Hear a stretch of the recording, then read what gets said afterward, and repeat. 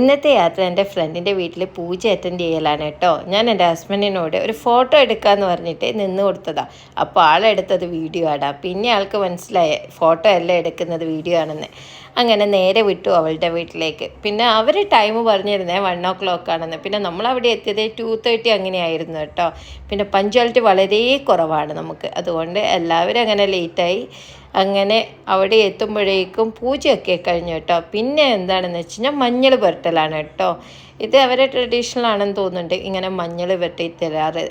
ഇത് അധികം അവരുടെ പൂജയിൽ ഞാൻ കാണാറുണ്ട് കേട്ടോ, കാലിൽ മഞ്ഞൾ പുരട്ടുന്നത്. അങ്ങനെ മഞ്ഞൾ പുരട്ടി തന്നു. അതിന് ശേഷം അവൾ കുറച്ച് ഗിഫ്റ്റുകൾ തന്നു കേട്ടോ.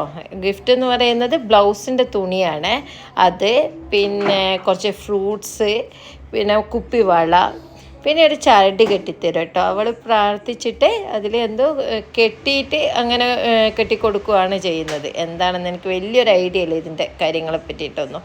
അങ്ങനെ പിന്നെ ചന്ദനമൊക്കെ മുഖത്ത് തേച്ച് തന്നു. അങ്ങനെ ചൊട്ടയെല്ലാം തൊട്ടു, അങ്ങനെ സുന്ദരിയാക്കി. അതിന് ശേഷം നമ്മൾ എന്ത് ചെയ്തു, ഫുഡ് കഴിച്ചു കേട്ടോ.